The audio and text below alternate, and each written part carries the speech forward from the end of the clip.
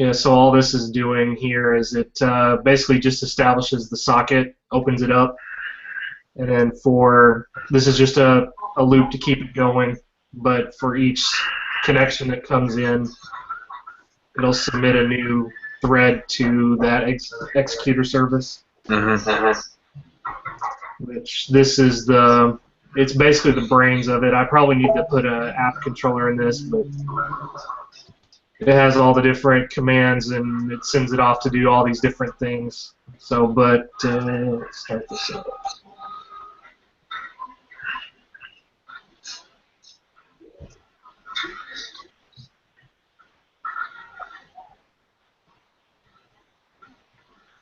What does your app do that you're working on? It's basically a service app for the youth. So coming here to the client, and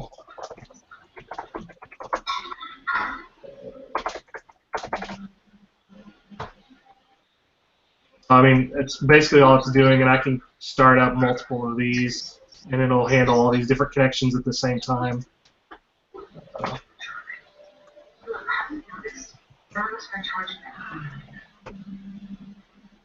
You can have multiple of these apps up doing different things.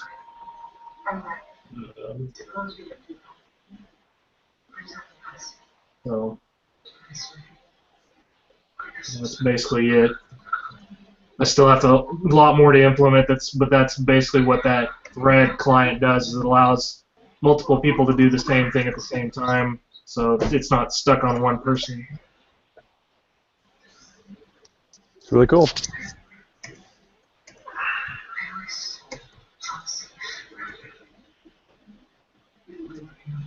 Okay, so I guess I'm curious, did anybody want to pick out any of the assignments? So right now we have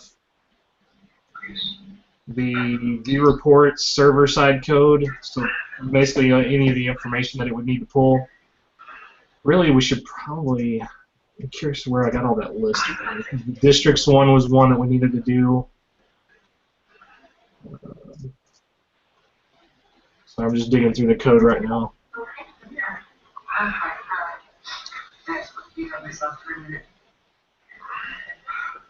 So basically we need control classes for these other model classes that are here. So we still have companionship. I'm not sure where these came from. Maybe I had copied it from last week.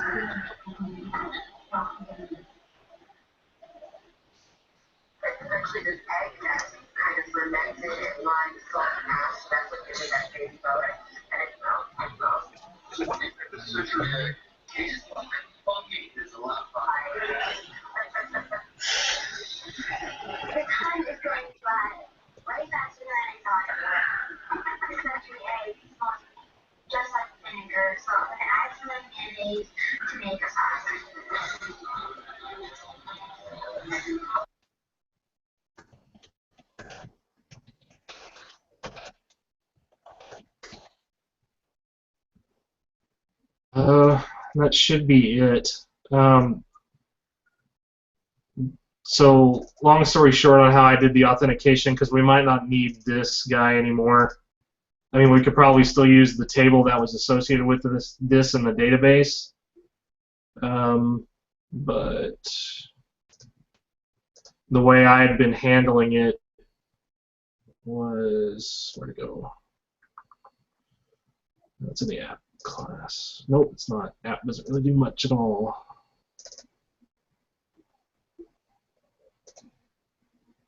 So in here,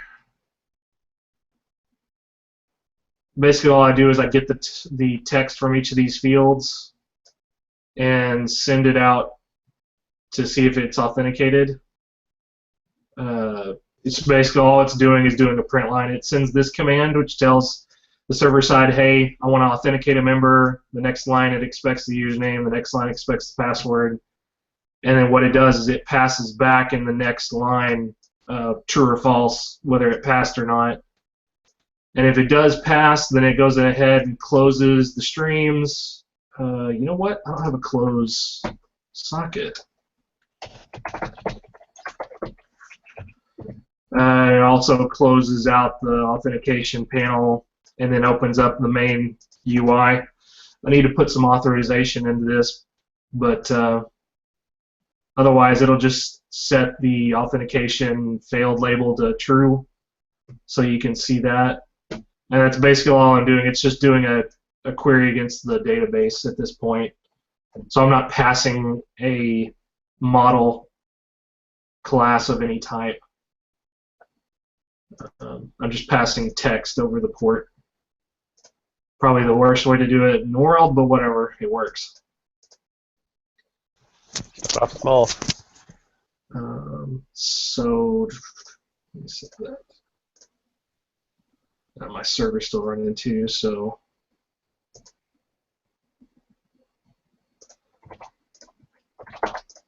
see if it fails, that's what it's basically doing on this part here. It sets that to true, and then if you just gives you the chance to re-authenticate. Probably should put some kind of lockout in here too if it happens over so many times, but I don't have that.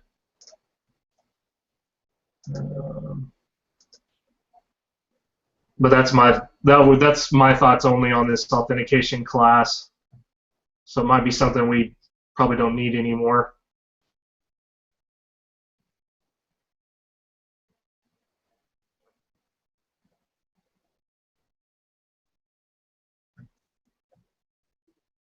And if anybody wants to see the code for that, I can give them the GitHub for my personal project, because basically I'm just hashing those passwords so it comes across as a hash rather than clear text.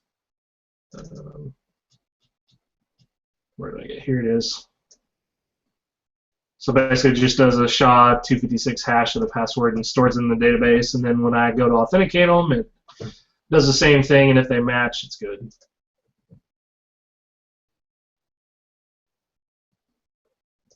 But that's another thing we probably need to handle here.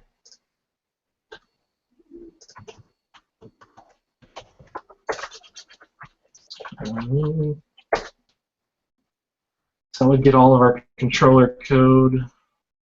The server-side code should be pretty much done at that point. It's just the client code. So authentication. Server and client side. Is the authentication tied in with the user access levels, or is that separate? It would be, and that's where I was talking about. I don't have authorization built into this yet, so that'd be something I have to investigate. I don't mind taking that since I've got a lot of it already. So that'd be 5th.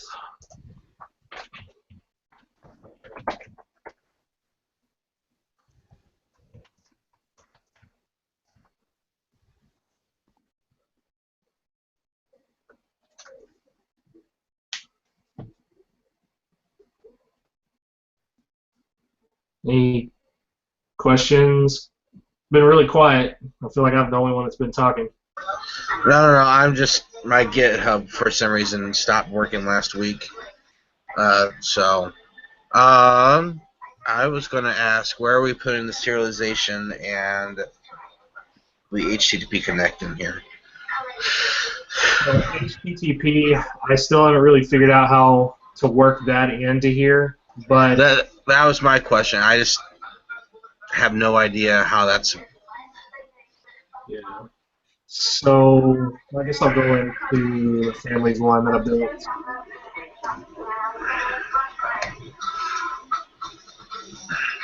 Oh, you know what? I hadn't done that yet on this one.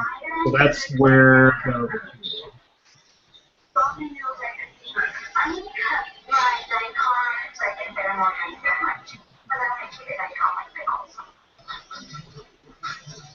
Where was that edit?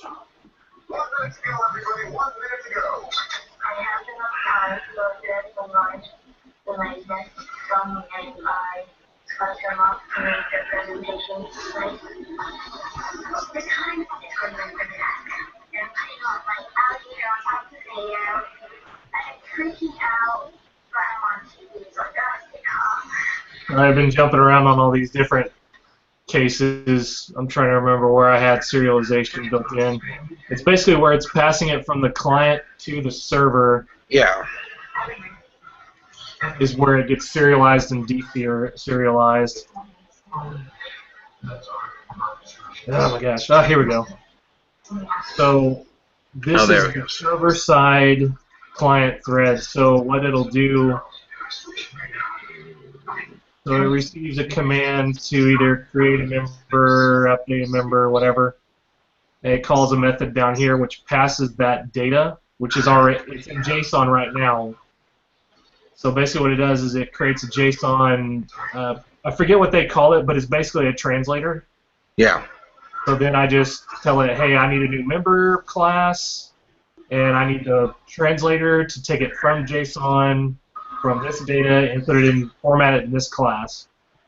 So that's the deserialization. The serialization part I haven't finished yet on the client side, but it's going to be, it's just going to say to JSON here instead of from. They might have a couple other things, but all right, right here, here's a good one. So when I retrieve all the youth or the members, I get a list of members, or create a list of members. The translator, I call my control to get all the members as a list, and then I translate that data into JSON. I could show this to you actually, and this is what I was talking about. I don't like the, I gotta figure out some way of doing some kind of authorization or token, because I can just do this. And so I can start issuing the commands directly to it. So let's do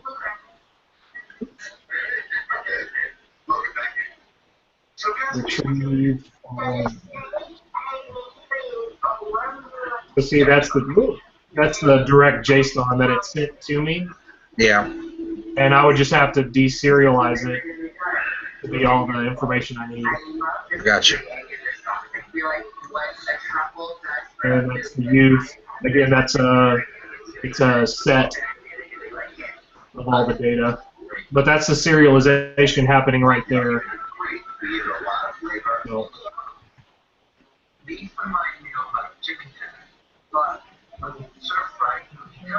I'm not even closing. Oh, no, there it is. So, but that would be the JSON part. But yeah, the HTTP connection on this one, I'm not 100% sure on that one. Because it's like, okay, do I pick the socket-based, which is just a TCP port passing clear text, or if you use the HTTP portion, so it's pick one or the other type of thing. Yeah, but we have to have both. I was thinking, would that be better in the view controller? The view? Sorry. For the app using HTTP Connect?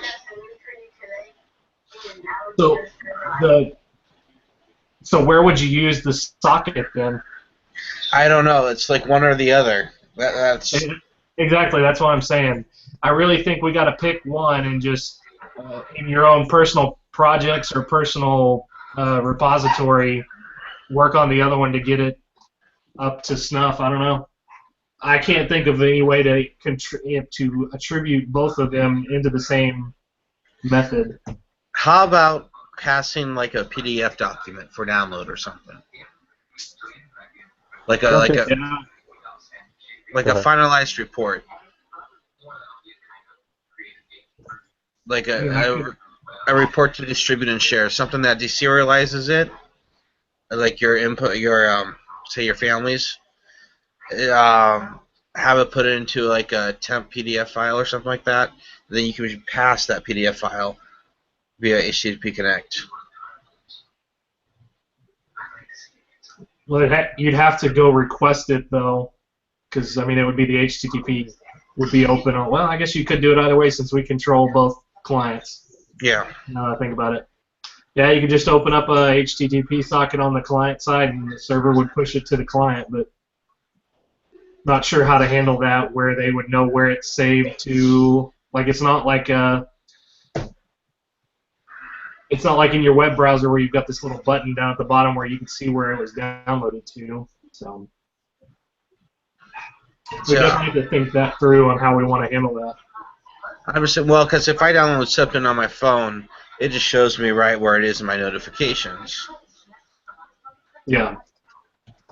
But I don't think that's the way it works with this. This is more of a protocol to a port, and your application would have to have a hard-coded set save, or maybe you could have the application would still have to open up like, hey, save this here or put this here type of thing.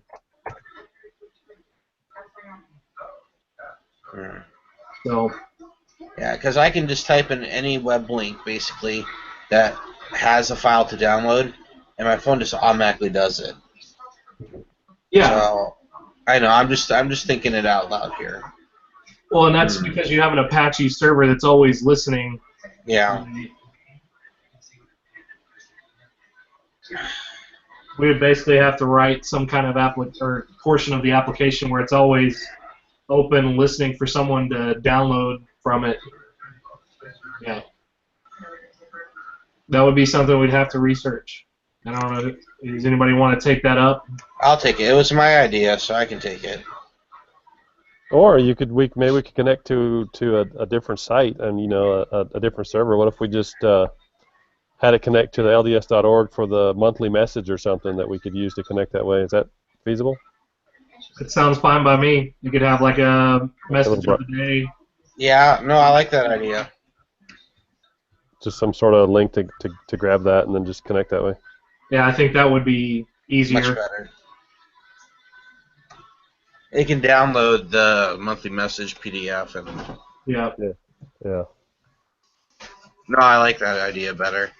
I Yeah, know I we don't can know use it. I just don't know if the HTTP URL connect can download files or if it just streams in HTML code as it is. I'm not gone far into it. I can look it up and see. I need to expand on that module anyways. Because that was the most I did, was just downloading another, like, here's the code from this site. It went connected and pulled it down. Yeah, that's what I did for mine. Yeah, if nothing else, maybe even just the title and the date of the, whatever the talk is or something, whatever it is. Something, as long as we're using the technology, we should be fine. I cannot connect to LDS.org.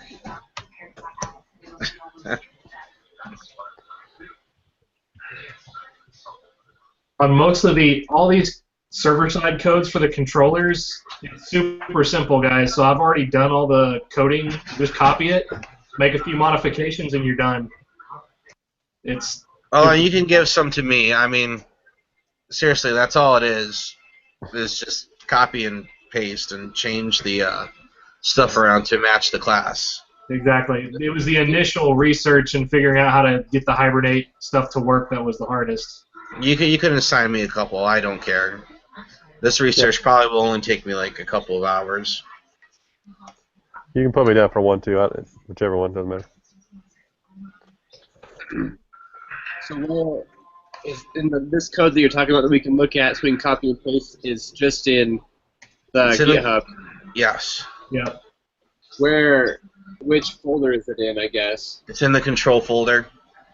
He has two of them up already, District and Families Controller. I don't see it. I only see NB Project and SRC. Oh, it's control right there. Yeah, it's under control. Okay. So that's for the one from last week? Correct. And then you have one for this week yet, like as an example? So all you have to do is there's a district and a families controller. I mean, they are 100% identical minus the naming, and so like this one's identical. I mean, it has the district as a model instead of the family, and it uses the district name here as it had to have it here. You can just do it. District instead of add family. It has district controller instead of family controller. Right. Here, I mean, literally, let me see if I can open these up side by side and show you what I'm talking about. You can and just that's for the assignment this week? That's for this week too? See, look at this. They are Right. line for line, identical. Okay. Just a couple name changes here and there, and you got it. So I know that's for last week, but is it the same for this week as well? Yes, you just copy this. Okay. Did I get a hold of one of those, or? You have one. And there's the companionship one. A lot of these are really small ones too, because they only have like 3 attributes at most. Okay, that sounds fine. Hey, can anyone else connect to the LDS site? Because I can't. That's up. Yep, I can. My ISP hates Mormons, apparently. It's been going on all week. I'm not joking. Like, for some reason, I cannot connect to LDS.org when I'm at home.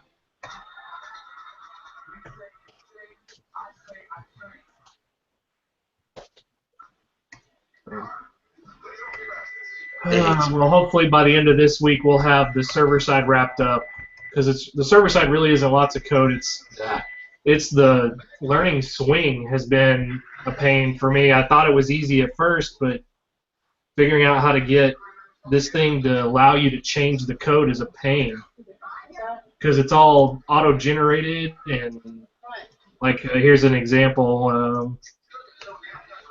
All this crap in here, I wanted to change a portion of it, and you can't. I mean, none of it won't let you change any of this. So there's got to be a way to let you change it.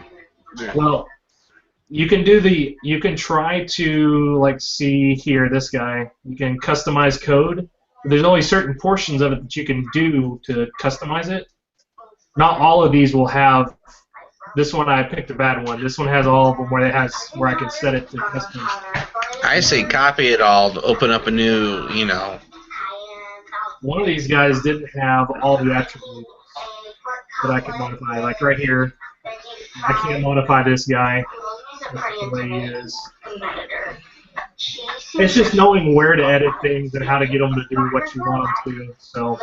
She's a little intimidating, get in my way, because I think that can be intimidating. Yeah.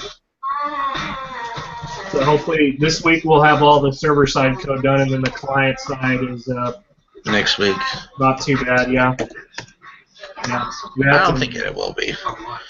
Yeah, we probably need to get a move on all this, because we have 3 weeks to finish the server this week, do all the client the week after that, and then do some of our test cases for the rest of the final week. Yeah, you run some JUnit tests, and as well as a presentation on the app too. So. Nah, that's not. It'll be fine. Is there anything else specifically we need to cover? Not really. It's just divvying out work. Unless anybody has any presentations they want to do or classwork that they want to try to get marks for. No, I've been doing separate videos and just posting that. Not to waste anyone's time, so. Yeah. If anybody, I'm just going to share this so that anybody can look at how I'm doing my personal project if they want ideas.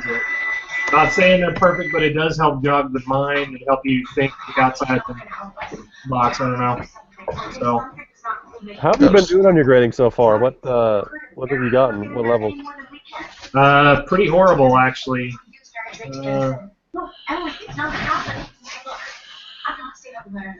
Nope, sorry, that's an old one.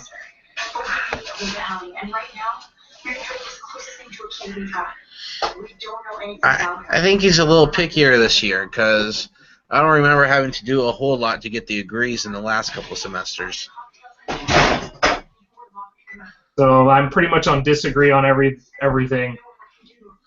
I have now. These are just, again, use cases or diagrams and crap. That's because I've been writing most of them based on our projects or on my personal project. But I'm across the board and disagree. So pretty crappy. That's why I'm saying don't take my portfolio as really. I'm actually looking for feedback if I want to be blunt. So because it's all pretty crappy. I was pretty impressed with all your stuff. Now you're not giving me any hope. Yeah, well, yeah, I don't know. At least you've gotten feedback. I think I've gotten feedback one time, and I don't even know. So I don't know how I'm doing. Makes me wonder where if it's getting stuck in like a spam bucket or something. Oh yeah, He's been pretty I'd be emailing consistent. him. So that's one. Yeah, I got 1, 2, 3, 5 back from him. Wow. Not every single one has come back, but How majority of fast them. does he reply to you? Yeah. If he likes me, he must. Yeah, whatever. But that's why I'm trying real hard to try to get as much done early on as possible. Because man, he waits that last week, and then you still find out you're stuck at disagree or possibly agree. There's really much work for. Well, hopefully our team project will alleviate a lot of that too. Yeah, hopefully. Nah, I still have to turn in my UML diagrams. I've been holding off on that for some reason. I have them. I just gotta turn them in. So you at least got the research done, right? Yeah, I got the research done. Okay. I was gonna say because Saturday That was the missed mine. Yeah, he had missed one of mine. This one right here. He left the X on it, but I gave him my diagram, and he must have missed it. Yeah, the UML diagrams aren't required for the deadline. It was just the code topics. Oh, okay. Okay. Just the code topics. Cool. Cool. Well, if anybody has any questions, I guess just hit me up later or hit anybody else up later. I don't know. I mean, if you want to meet up later, we can definitely talk about a couple of things that's still missing from the server. I don't mind. Okay. Yeah, I mean, we probably want to meet on a Thursday or whatever. Yeah, whatever you want. And these four right here, those literally should take maybe 5 minutes at most. yeah, All they the really should. Stuff's already done. It's just changing a couple names here and there. Mm-hmm. The authentication portion of it's already done. I need to work on authorization, but some kind of temp token or something like that.